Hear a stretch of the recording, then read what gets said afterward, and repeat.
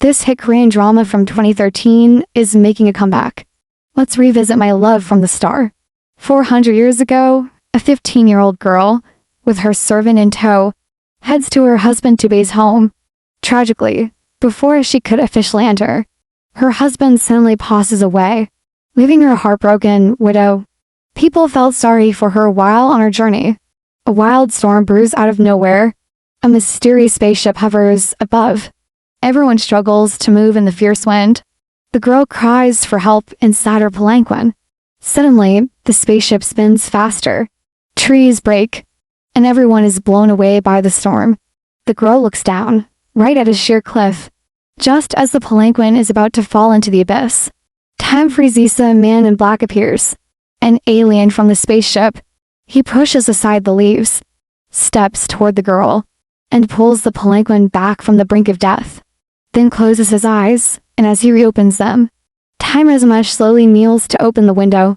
And this godlike man is our heartthrob, Do Min-jun. Professor Do, due to his damaged spaceship, can't return to his planet.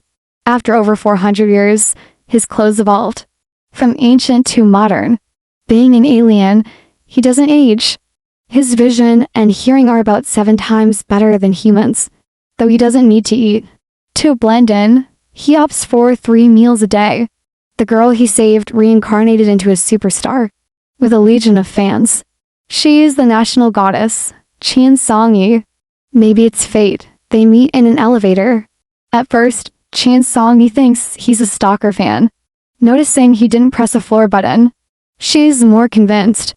He coolly removes his sunglasses, thinking he's a Sasong fan. Then she confronts him, asking if he wants an autograph. Seeing the man motionless, she scolds him for being a young stalker. Despite her barrage of words, Do Min-jun doesn't spare her a glance. Before she can finish, he steps out of the elevator first. Chan Song-yi thinks he's following her home, but turns out he's her neighbor. She awkwardly tries to get chummy, but Do Min-jun stays silent. She asks if he doesn't recognize her. Do Min-jun, why should I know you? She awkwardly shakes her head, noticing he's still staring. Chan Song-yi asks why he keeps looking. Do Min-jun says he's inputting his door code, and signals her to step back. Turning her head in embarrassment, Do Min-jun enters his apartment, leaving her in disbelief that he doesn't recognize her, a famous actress. That night, due to Do Min-jun's hearing being 7 times stronger, even the sound of a water drop is crystal clear to him. After turning off the tap, he had just laid down. When he hears a sound that grates his nerves, it's Chan Song-yi singing with a hairdryer. Her midnight serenade makes sleep impossible for him. Opening his door, he asks what she wants. Do Min-jun asks if she knows what time it is. Chan Song-yi guesses it's around 10 p.m. Do Min-jun comments her singing is horrendously bad, and threatens to report her.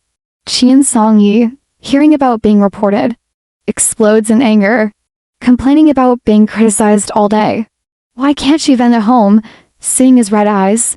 Do Min-jun is about to say something, but Chan Song-yi cuts him off.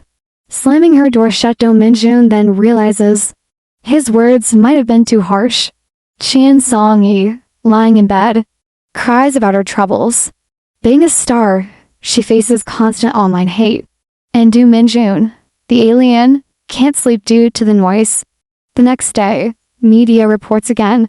Chan Song-yi using her celebrity status to attend university but rarely shows up in class. The public attacks her once more. Her agency orders her to attend classes immediately. So, she arrives at school with her assistant. As soon as she steps out, fans and media swarm her. Chan Song-yi basks in the limelight, relishing being the center of attention. Inside the classroom, she's the star again. With a breeze, she has the guys swooning, while the girls suspect plastic surgery. Then class time arrives, she's horrified to find her professor is the man who threatened to report her. Recalling yesterday in the elevator, she had thought he was a student like her, not expecting him to be a professor. During the lecture, everyone listens intently, except Chan Song-yi, who dozes off. After class, she approaches Do Min-jun, trying to get chummy, asking him to go easy on her thesis. but Do Minjun is unimpressed. That night, she meets lawyer Zhang, asking him to prepare a death certificate for her in 3 months. Being immortal, she has to change identities every few decades. Back home, they meet again in the elevator. Qian Songyi, still resentful, mocks Du Minjun, who retorts in classical Chinese. Though she doesn't understand, she knows she's being scolded. Back home, while undressing, she curses Du Minjun, unaware he hears every word. That night, Du Minjun has a nightmare. A woman in high heels falling into the sea. He wakes up startled. The next day, he tells lawyer Zhang about the dream. Zhang suggests the girl might be deeply connected to him, leaving Du Minjun puzzled, as he's never had such a dream in centuries. During class in the afternoon, after all students had submitted their reports, Qian Songyi also hands in hers. As she turns around, Du Minjun picks up her report. Qian Songyi, facing the camera, puts on a coy expression. Professor Du calls her back. He's discovered her paper is plagiarized from the internet. Stubbornly, she denies it, but Du Minjun cites each source of plagiarism, all recorded by a reporter, sparking gossip among the classmates. Just stepping out of the classroom, she hears others badmouthing Qian Songyi, recalling her complaint about being constantly criticized. He turns, dropping his phone. Yet, this incident quickly trends in line. Top actress caught plagiarizing. The comments are filled with mockery. Feeling down, Qian Songyi meets her middle school friend, Fuzzy, for drinks. She can't understand why people say they like her but badmouth her behind her back. Fuzzy has no answers, so they just keep drinking. Meanwhile, Du Minjun is on his balcony, watching the moon, suddenly hearing someone enter his apartment code. It's a drunk Qian Songyi, mistaking his place for hers, lifting her hair, saying, "Stay up there." After fixing her hair, she continues trying the code. Du Minjun watches this fiasco from inside. Seeing her struggle, she shouts, "Open sesame." The door opens. She asks Du Minjun why he's in her house, rushing in without waiting for an answer. Du Minjun returns to a chaotic scene. Shoes, scarves, glasses, bags, socks everywhere. She's sprawled on the sofa, asleep. Seeing the mess, Du Minjun starts cleaning. Though he's a gentleman, he can't help but notice her figure, quickly covers her with a scarf. Just then, Qian Songyi's friend, Hu Jing, calls, rushing over, thinking Du Minjun did something to Qian Songyi, demanding his phone to check for inappropriate photos. Amid their argument, Qian Songyi wakes, annoyed by the noise. Hu Jing takes her home. Du Minjun, seeing her exposed, uses telekinesis to cover her, shaking his head at her antics. The next day, preparing for school, Du Minjun finds Qian Songyi's lost wallet. Opening it, he's stunned by a girl's photo inside. Memories flood back. Qian Songyi is the girl he's been searching for, the one from 400 years ago and the one he saved 12 years ago. Eager to clarify, he meets his assistant at the door, asking about Qian Songyi's whereabouts, but gets non-stop chatter. Once he learns the address, he rushes there, speeding and overtaking. Qian Songyi, in the shoes from Du Minjun's dream, applies makeup in the restroom. Encountering her nemesis, Han Yula, they exchange sharp words. Moving from restroom to makeup room, Han Yula can't outtalk Qian Songyi, about to get physical, but Du Minjun grabs her hand. Just as he tries to ask Qian Songyi, Han Yula chatters nonstop. Du Minjun gives a look, all the lights burst, leaving everyone bewildered. On the rooftop, Qian Songyi thinks Du Minjun is there to confront her about yesterday, but Du Minjun ignores her chatter, pulling out a photo from his pocket. Qian Songyi, seeing her own photo, complains about him looking at it without her permission, refusing to answer his questions. Du Minjun pins her against the wall, demanding to know who she really is. Qian Songyi insists she's just herself, and pushes him away. Du Minjun, however, is certain she's not the person he's looking for. Qian Songyi is curious about who he means, but Du Minjun stays silent. Suddenly, he notices her shoes, the same ones from his dream. Mistaking his gaze as creepy, Chan Song-yi defensively confirms they're hers, proudly saying they're a limited edition in South Korea. Do Min-jun realizes something important. That night, Chan Song-yi, suffering from stomach pain, thinks her period is coming. Her painful breathing disturbs Professor Do next door. With her manager away, she has to go to the hospital alone. Even in pain, she insists on perfect makeup, determined to be fashionable even while sick.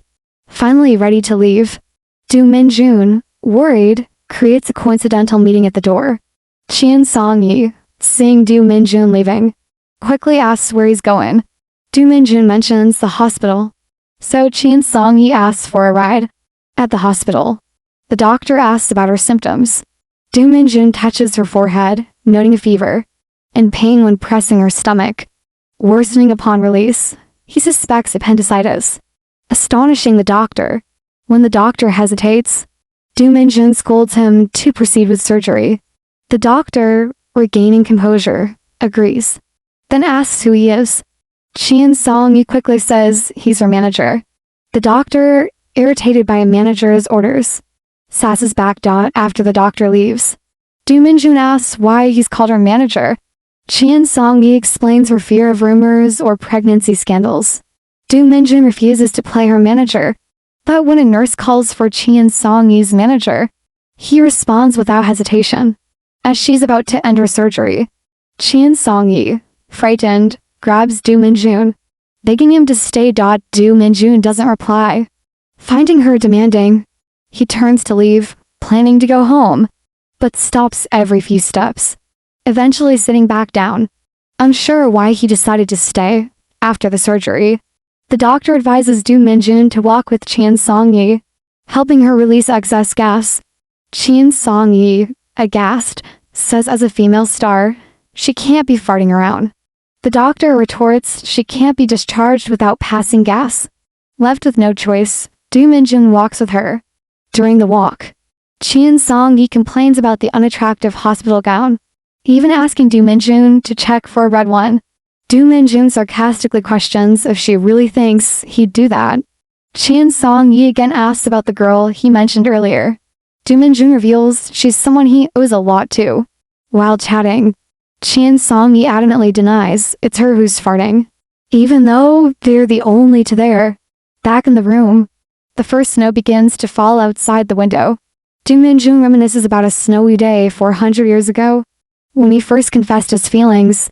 Chan Song-yi, however, can only think of eating fried chicken and drinking beer in the snowy weather, which leaves Do Min-jun speechless. Preparing to sleep, Do Min-jun recalls his dream, where Chan Song-yi falls into the sea wearing high heels. He kindly warns her to avoid places with water, only to find she's already fallen asleep. Do Min-jun stays with her through the night. The next day, her assistant returns from the countryside. As she's getting discharged, she sends her male assistant to fetch her clothes and shoes, but the assistant learns from the doctor that Do Min-jun took the shoes. Chan Song-yi remembers Do Min-jun's fascination with her shoes on the balcony, jumps to the conclusion that he has a shoe fetish. Disguised, she goes to school to confront Do Min-jun for her shoes. Do Min-jun denies taking them, but later at home, he opens his closet, revealing she indeed took the shoes. Worried that his dream might become reality,